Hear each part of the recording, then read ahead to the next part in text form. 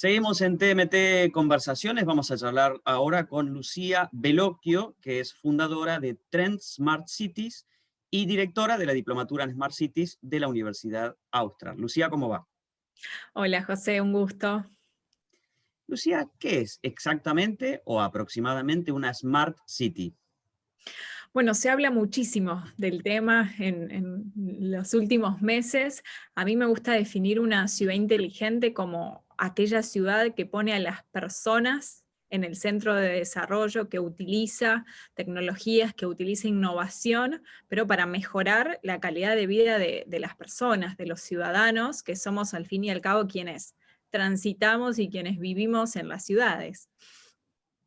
¿Qué es lo que hace Smart a una City? Bueno, yo creo que es un conjunto, ¿no es cierto?, de cosas y de elementos. Creo que o que es importante tener en cuenta la gran cantidad de tecnologías que tenemos hoy disponibles. Se habla mucho de Big Data, se habla de inteligencia artificial, se habla de Machine Learning. Bueno, todas estas herramientas hoy las podemos utilizar para que las ciudades se gestionen de una forma más inteligentes, para que los gobiernos tomen mejores decisiones, o sea, todos los datos que nosotros como ciudadanos generamos en las ciudades después le permiten a los gobiernos y a quienes gestionan las ciudades poder tomar mejores decisiones para optimizar la calidad de vida de las personas. Entonces creo que eso es una de las grandes cosas para definir la inteligencia de las ciudades. ¿En qué dosis implica esto tecnología y en qué dosis talento para desarrollar, utilizar esas tecnologías? Talento en sentido amplio, en cuanto a técnicos trabajando en el desarrollo de esas ciudades inteligentes, pero también en cuanto a ciudadanos capaces de aprovechar esas ventajas tecnológicas. Bueno, José, vos ahí destacás un tema que a mí me parece sumamente relevante, porque muchas veces cuando hablamos de ciudades inteligentes, de smart cities, solemos muchas veces poner la atención en el factor tecnológico. Cuando el factor tecnológico, la realidad es que termina siendo un medio, una herramienta para que las ciudades sean inteligentes, pero no es el único, ¿no es cierto? Y es importante tener esto en cuenta para no perder de vista que la persona es quien tiene que ser el centro de estas ciudades. Entonces, claramente el factor humano no lo podemos omitir. Y justamente hay muchas otras terminologías que se usan haciendo este foco en esta cuestión más humana, ¿no es cierto? Cuando se habla, por ejemplo, de ciudades resilientes, cuando se habla de ciudades sustentables, o sea, ya ahí no estamos poniendo tanto el foco en el factor tecnológico, desde ya que esas definiciones consideran las herramientas tecnológicas hoy disponibles, pero bueno, están intentando hacer ese foco más en esta cuestión humana.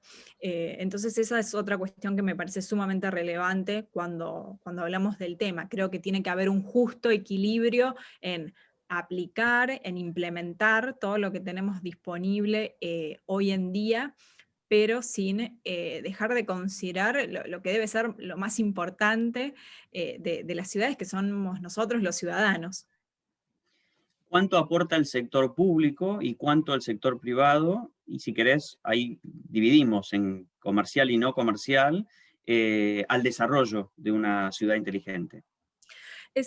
Cuando hablamos de este tema también es otro punto clave, porque la verdad es que no podemos pretender que una ciudad, digamos, pase de una gestión tradicional a una gestión inteligente, poniendo toda la responsabilidad en el sector público. Tampoco podemos pretender que sea solo el sector privado. Entonces acá la cooperación entre sector público y sector privado, el debate, el intercambio, es determinante. O sea, claramente el sector público es quien va a delimitar y delinear las pautas, el norte, quien va a tener también la mayoría de las veces la decisión política de que una ciudad sea inteligente.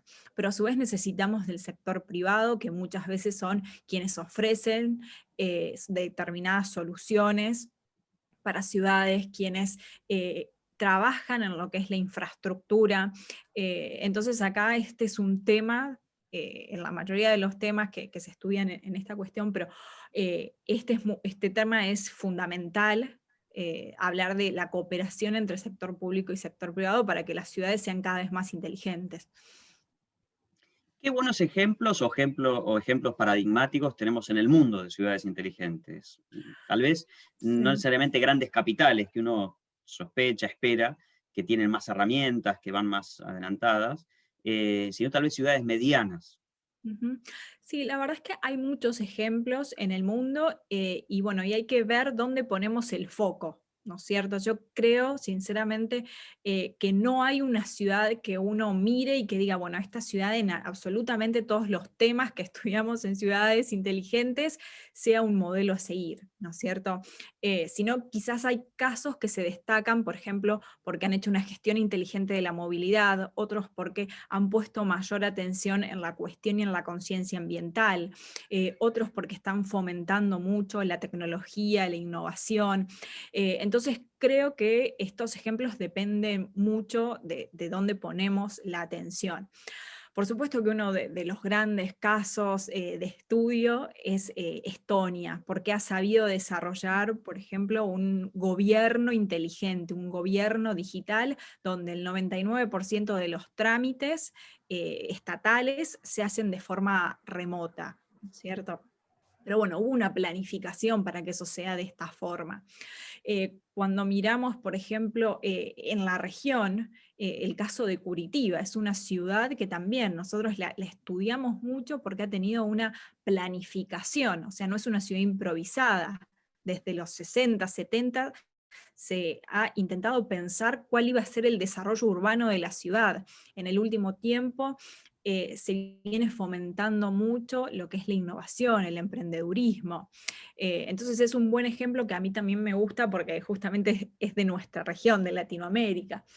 Después alrededor del mundo tenemos, bueno, muchos casos. Viena, que se destaca por su calidad de vida, y bueno, ¿qué ha hecho para que la calidad de vida en Viena sea de esa forma? Ha desarrollado mucha infraestructura en transporte, en vivienda social, eh, entonces hay muchísimos casos, pero bueno, creo que depende mucho dónde se pone la atención, porque muchas veces creo que esta cuestión de Smart City viene tan ligada al factor tecnológico porque leemos nos acercan muchos casos de ciudades asiáticas, donde claramente el factor tecnológico obvio es el principal y es el que más se destaca, pero bueno, creo que está bueno también leer el ADN de las ciudades, ¿no? Y si ese factor tecnológico, bueno, va de acuerdo al contexto social, político, económico, educativo, cultural de cada ciudad.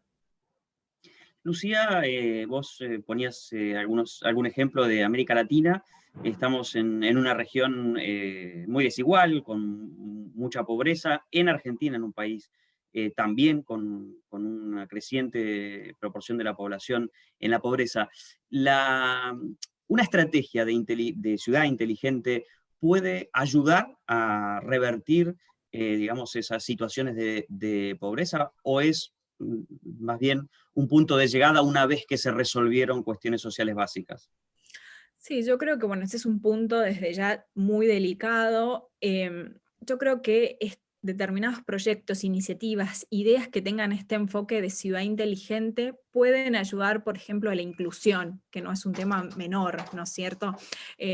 Por ejemplo, vemos aplicaciones y algunas ideas que van en este sentido, intentar que la persona se sienta incluido en la ciudad y no por lo contrario dejarlo afuera. Pero acá justamente la alfabetización, la educación digital termina siendo otro factor clave, porque muchas veces cuando hablamos de este tipo de proyectos de Smart Cities, implica algo que se hace online, implica algo que se hace a través de una app, y bueno, y en este último tiempo con el COVID creo que lo hemos visto mucho, todas estas aplicaciones que inclusive sacaban los mismos estados. Y entonces creo que es importante esta cuestión de la educación digital para que las personas se sientan incluidas en los proyectos de su ciudad y no excluidas, que eso por supuesto, digamos, no ayuda a que la ciudad sea inclusiva, que sea una ciudad resiliente, bueno, y tiene obviamente conexión con la cuestión de la pobreza que vos mencionabas. En términos regulatorios, ¿no? De las leyes, las disposiciones, ¿la Argentina cómo está? ¿Es un país que estimula la adopción de tecnologías, de estrategias, de modelos de desarrollo inteligente de las ciudades, o más bien lo contrario? Sí, yo creo que en los últimos tiempos Argentina ha avanzado mucho. Hay varios, por ejemplo, informes, estadísticas que inclusive muestran esto, y cómo, digamos, se ha avanzado en la digitalización. Por supuesto que en la región en general, no solamente en Argentina, falta en esta adopción por parte de la ciudadanía y de que determinados sectores no queden excluidos. La realidad es que hoy las tecnologías no son para todos, no están distribuidas equitativamente, todavía tenemos sectores de la sociedad que quedan afuera y bueno, hay que todavía trabajar para eso, pero se ha hecho en los últimos años, y ahí vienen apareciendo, ¿no es cierto?, muchas innovaciones en este sentido, así que bueno, creo que eso sí vale la pena destacarlo. Lucía, muchísimas gracias. No, por favor, José, un placer.